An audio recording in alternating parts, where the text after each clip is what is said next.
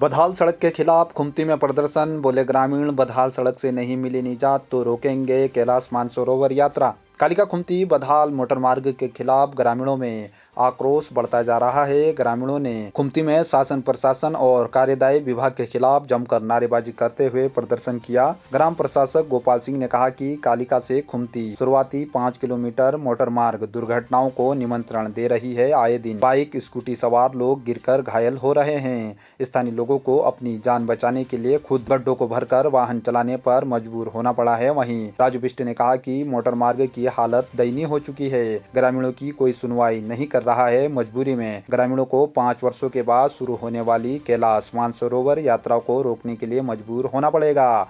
इस दौरान उन्होंने कहा कि ग्रामीणों की अनदेखी बर्दाश्त नहीं की जाएगी। इस दौरान विमला देवी, धाना देवी, मीना देवी, मानमती देवी, जयंती देवी, भावना देवी, बसंती, कलावती, गोपाल सिंह, राजू बिष्ट, देवराम, हर सिंह, हिमांशु, हर सिंह, खड़क सिंह, करण सिंह, विक्रम सिंह, राजेंद्र बिष्ट, ललित सिंह आदि मौजूद रहे। यहाँ पर कालिका खुमती मोटर मार्ग का विषय है।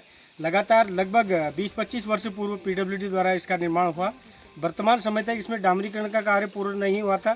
जनता की मांग थी कि सड़क सुधारीकरण किया जाए, चौड़ीकरण किया जाए, डामरीकरण आदि इत्यादि हो, परंतु देर सबेर पीएमजीएसवाई फेज 3 की तहत जो है सरकार ने उसके सुधारीकरण के लिए स्वीकृति दे दी, परंतु इसमें लगभग 6 महीने से कोई निर्माण कार्य नहीं हो पा रहा है। दोनों विभागों पीडब्ल्यूडी और पीएमजीएसवाई को संपर्क करने पर दोनों विभाग अपनी अपनी समस्या रख रहे हैं, बल्कि यहाँ पर 6 महीने से कोई कार्य हुआ नहीं। आप जैसे कि इस रोड पर पूरी यात्रा करके आए हैं, यहाँ पर 5 किलोमीटर जो सड़क है पूरी तरह से एक दिन बारिश होती है तो लगभग सैकड़ों गड्ढे वहाँ पर हैं, तालाब बने हुए हैं और बीच में जो गड्ढे निरंतर हो रहे हैं वो बढ़ते जा रहे हैं। इससे सड़क खराब हो रही है, आवागमन जो अत्यंत जोखिमपूर्ण हो रहा है। जनता पूरी तरह से परेशान है और वाहन स्वामियों को किसी भी समय कोई दुर्घटना का शिकार होना पड़ सकता है। तो मैं चाहूँगा कि इस प्रकार का किसी प्रकार का घटना यहाँ पर न हो और ग्रामीण को एक सुलभ यातायात के लिए सड़क तैयार रहे। शासन प्रशासन को हमारी ये तत्काल वर्षा काल को देखते हुए ये हमारी प्राथमिकता से मांग है। आपके चैनल के माध्यम से मैं शासन प्रशासन को अवगत कराना चाहता हूँ कि सरकार ने हमें मोटर मार्ग तो दिया, लेकिन मोटर मार्ग की इस तरह की विडंबना में डाल दिया हमें कि जो मोटर मार्ग है उस मोटर मार्ग में हम पीडब्ल्यूडी के पास पहले थे, तो पीडब्ल्यूडी के पास अगर हम जाते हैं तो पीडब्ल्यूडी बोलती है पीएमजीएसवाई फेज 3 की तरफ पीएमजीएस के पास रोड चले गई। अब हम अगर पीएमजीएसवाई के पास जाते हैं, पीएमजीएसवाई बोलती है हमारे पास हैंडओवर नहीं होगी, उसका काम पीडब्ल्यूडी करेगी। अब हम जाएँ तो किसके पास जाएँ? ना हमारी शासन सुन रहा है, ना हमारी प्रशासन सुन रहा है। अब हम जब हमारे संज्ञान में ये है कि हमारे गाँव के प्रधान जी लगातार पत्र देते रहते हैं, जिले में देते हैं, जिले मुख्यालय में देते हैं, तहसील मुख्यालय में देते हैं, यहाँ तक कि देहरादून तक जाकर भी हमारे पत्रों को वहाँ देते हैं अपने स्तर से। लेकिन जब एक गांव के प्रधान की अगर शासन प्रशासन सरकार नहीं सुन रही है तो हम जैसे नागरिकों को क्या सुनेगी? हम यहाँ पर सीधे सीधे ये कहना चाहते हैं कि आने वाले जो अभी सरकार मानसरोवर यात्रा चलाना चाहती है, अगर उस मानसरोवर यात्रा को चलाना है, अगर सरकार ने हमारी मांगें पूरी नहीं की तो हम पूरे संपूर्ण ग्रामीण जो है कालिका में नेशनल हाईवे को जाम करने को मजबूर रहेंगे, जिसकी संपूर्ण जिम्मेदारी शासन और प्रशासन की रहेगी। गोविंद दूसरी बार बने एनएचपीसी कर्मचारी संघ के अध्यक्ष। एनएचपीसी कर्मचारी संघ साधारण की द्विवार्षिक चुनाव संपन्न हुए। निगालपानी में आयोजित कार्यक्रम में दूसरी बार गोविंद सिंह धामी को निर्विरोध अध्यक्ष चुना गया। उपाध्यक्ष हरीश थलाल, महामंत्री पवन सिंह धामी, कोषाध्यक्ष बहादुर सिंह थलाल को चुना गया। अध्यक्ष गोविंद सिंह धामी ने कहा कि संगठन के द्वारा कर्मियों के हित के लिए कार्य किया जाएगा। उन्होंने सभी से एकजुट होकर कार्य करने का आह्वान किया। इस दौरान अनिल गिरी, प्रवीण भट्ट, गोपाल थलाल, किशन सिंह, विक्की कुंवर, गणेश मेहता, कैलाश बिष्ट, अमर बोरा आदि मौजूद रहे। डीडीहाट जोलजीबी धारचूला क्षेत्र में परिवहन विभाग का चेकिंग अभियान तेज। वाहनों के कागज, फिटनेस, टैक्स, रिफ्लेक्टर आदि चेक किए गए। हिल लाइसेंस पर विशेष ध्यान दिया गया। साथ ही एल्कोमीटर से चालकों की जांच भी की गई। बाहर से आने वाले वाहन चालकों के लाइसेंस चेक किए गए। कुल 17 वाहनों के चालान किए गए, जिसमें से 4 हिल लाइसेंस के चालान किए गए। ARTO प्रवर्तन शिवांश कांडपाल ने बताया कि परिवहन विभाग का प्रवर्तन अभियान जारी रहेगा और नियमों का पालन न करने वालों के साथ सख्ती से काम लिया जाएगा। बता दें कि सोमवार को भी परिवहन विभाग द्वारा प्रशासन पिथौरागढ़ के साथ मिलकर संयुक्त अभियान चलाया गया था, जिसमें 20 वाहनों के चालान किए गए थे तथा 2 वाहन सीज कर दिए गए थे। 3 जून को अखिल भारतीय महिला कांग्रेस के द्वारा दिल्ली में आयोजित सृजन कार्यशाला इंदिरा भवन कांग्रेस मुख्यालय 9A कोटला मार्ग नई दिल्ली में महिला कांग्रेस की राष्ट्रीय अध्यक्ष अलका लांबा के नेतृत्व में कार्यक्रम रखा गया था, जिसमें डीडीहाट जिले की महिला कांग्रेस अध्यक्ष नंदा बिष्ट मौजूद रही, जिसमें 8 संगठनात्मक जिले मिलाकर 36 राज्यों के 800 जिला अध्यक्षों में से 50 अध्यक्षों की टीम में से 4 जिला अध्यक्ष उत्तराखंड से, जिनमें नंदा बिष्ट डीडीहाट, खष्टी बिष्ट नैनीताल और आशा रावत उषा रावत गढ़वाल से थे। पहले सत्र में पवन खेड़ा, अलका लांबा, ज्योति रोतेला ने सामूहिक रूप से दीप प्रज्वलित कर कार्यक्रम का शुभारंभ कर संगठन की मजबूती पर संवाद किया और उत्तराखंड प्रदेश अध्यक्ष ज्योति रोतेला ने महिला हक की लड़ाई कैसी लड़ी जिससे संगठन मजबूत हुआ की जानकारी दी गई। दूसरे सत्र में सुप्रीम कोर्ट की अधिवक्ता अवनी बंसल ने कानून और संविधान पर प्रकाश डाला। महिला कांग्रेस की जिला अध्यक्ष नंदा बिष्ट ने बताया कि इस कार्यक्रम में प्रतिभाग करके उत्साहित महसूस कर रही हैं और संगठन को मजबूत बनाने के लिए जो दिशा निर्देश मिले हैं उस पर कार्य किया जाएगा।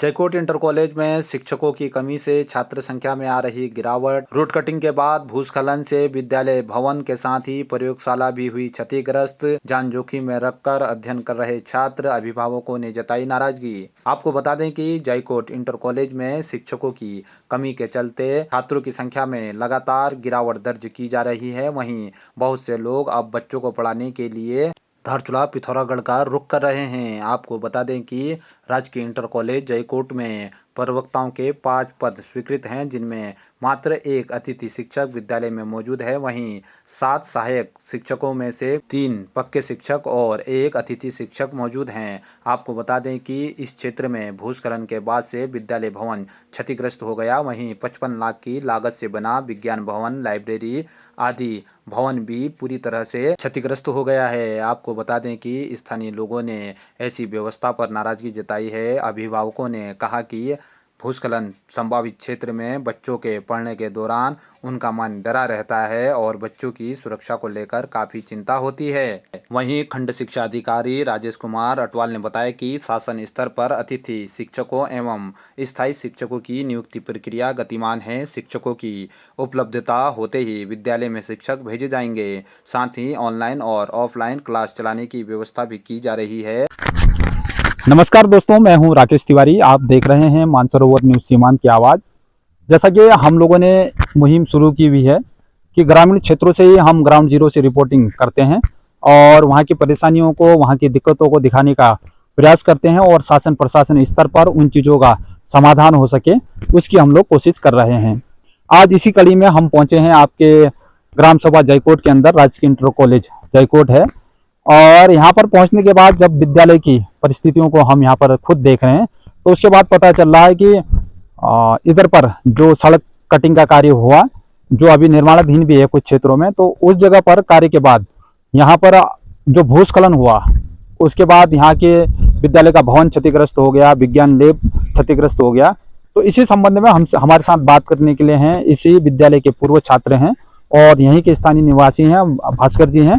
भास्कर जी, मैं आपसे ये जानना चाह रहा हूँ कि जो हमारा विद्यालय का ये जो परिसर है, आप यहाँ से कब पास आउट हुए और अभी वर्तमान समय में यहाँ क्या स्थिति है?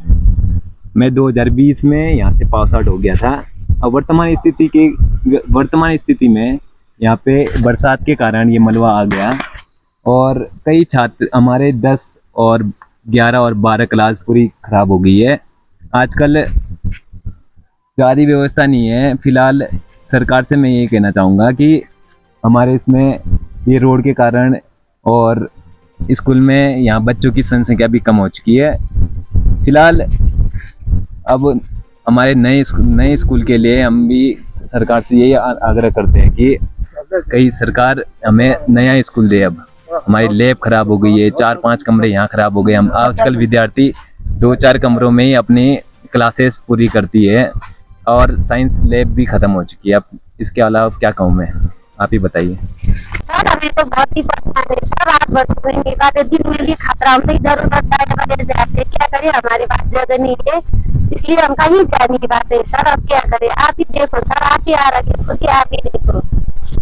यहाँ पर दिन में भी ऊपर बरसात करते हैं और कराते हैं सर दिन में भी।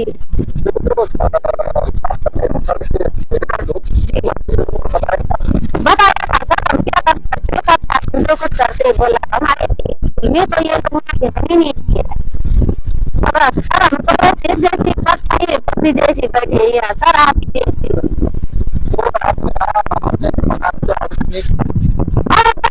बोले सर हमें तो रहने की दिक्कत है सर, हम कहाँ जाए, हमारे पास तो जगह भी नहीं, पूछते कब जाती है तो नहीं कर पा रहे की रहते सर, हम वहाँ रहते दो परिवार उधर रहते घाटीगार में। तो आप लोग यहीं रहना चाहते हैं या सरकार से विस्थापन मांग रहे हैं? सरकार होगा तो सरकार से इस्ता भी मांगने में ठीक है सर, कहीं यहाँ तो बहुत ही खतरा है सर। तो आपका लड़का भी इसी स्कूल में पढ़ता है? हाँ 2 लड़के सर मेरे यहाँ। तो ये बच्चे लोग जब पढ़ते हैं तो खतरा आपको लगता है, क्या लगता है यहाँ? बहुत दिक्कत लगती है सर, मैं तो दाया बाया घूमती रहती हूँ, बच्चे स्कूल आते हैं तो सारे बच्चे हमारे गांव के मेरे बच्चे नहीं है जो, हाँ सभी बच्चे अपने सर, सेठ उनके बच्चे बाहर चले गए सर, हम जैसे गरीबों के बच्चे यहाँ है। इसके लिए तो हमें ये रहता है जब सुबह हम बच्चों को स्कूल भेजते हैं, हो सकता है बच्चों के लिए जो है कि फिर हम वापस आ पाएंगे नहीं पाएंगे, ये परिस्थिति हमारे स्कूल की है। ये कारण ये हुआ कि जो गस्कू से जो कुरीला मोटर मार्ग बन रहा था, वो मार्ग निर्माणाधीन ही अवस्था में जो है कि ऊपर से स्लाइडिंग होगी। उस स्लाइडिंग के कारण जो है कि स्कूल की बिल्डिंगें कई 3 बिल्डिंगें तो ये हमारे देखे ध्वस्त हो चुकी हैं। अभी भी न विभाग ने उसमें कोई पहल कर रखा है, न जो है कि ठेकेदार ने पहल कर रखा है, और बच्चे जो है कि सारे इधर उधर भाग रहे हैं। और शिक्षकों की मेक इन इंडिया कहते हैं, न जाने कहाँ गए शिक्षक, हमारे यहाँ क्यों नहीं आते। ये समस्या पहली हमारी है दूरसंचार की। सर्वप्रथम दूरसंचार नहीं हमारे यहाँ, दूरसंचार की व्यवस्था नहीं होने के कारण कई वर्षों से जो है कि हम नेपाल की सेवा से जो है कि हम यहाँ काम किया करते थे। नेपाल की सेवा भी अभी शाम 5 बजे से चली जाती है, सुबह 8 बजे तक आती नहीं है। हो सकता है किसी के लिए इमरजेंसी 108 तो यह व्यवस्था कहाँ हो सकती थी, फिर भी कहीं कर सकते थे तो यहाँ नेटवर्क नहीं मिलते, कैसे करेंगे। भौगोलिक स्थिति यहाँ की बहुत ही खराब है, बहुत ही गंभीर समस्या। यही इसी समस्या के कारण जो है कि यहाँ विद्यालय में टीचर रहना नहीं चाहते, क्योंकि ऑनलाइन काम रहता है। ऑनलाइन काम यहाँ से किसी प्रकार से हो ही नहीं सकता, तो क्या करेंगे, तो समस्या ही समस्या डरेगी। ग्रामीणों की मांग यही है कि अगर जगह मिलती है ढंग की सेंटर में तो नई बिल्डिंग बनाई जाए, वहाँ शिफ्ट किया जाए। अगर नहीं मिल पाते हैं तो उसी को जो है कि ऊपर से जो स्लाइडिंग हो रही है उसको रोकने के लिए प्रयास किए जाएं। जैसे धारचूला में देखो ऊपर इतना बजट लगा के उसको रोक रहे हैं, तो यहाँ नहीं रुक सकता है क्या? पेड़ पौधे लगेंगे, वहाँ जो है कि दीवार लगेंगे, हर एक चीज बनेगा तो उसके लिए हो जाएगा, रुक सकता है वो, इतना बड़ा रुक सकता है, तो ये क्यों नहीं रुक सकता है। और नीचे लोगों के घर भी हैं, देखो उनको भी नुकसान है। रात को बच्चों को पकड़ के इधर उधर घूमना पड़ता है, उनको देखना पड़ता है। और स्कूल में टीचर जब पढ़ाते हैं तो एक को बाहर आगे खड़ा होना पड़ता है बरसात के समय में, फिर पत्थर आता है तो भागो भागो बच्चों और अंदर जाओ, यही चलता है। तो इसलिए जहाँ तक हो सके उसी स्लाइडिंग को रोक के जो है कि वहीं पर बिल्डिंग बनाने की कोशिश की जाए, क्योंकि ग्राम पंचायत के बाहर उतनी जमीन पर्याप्त नहीं है। उसके लिए तो हमें लगभग 3-4 नाली जमीन चाहिए नए भवन के लिए।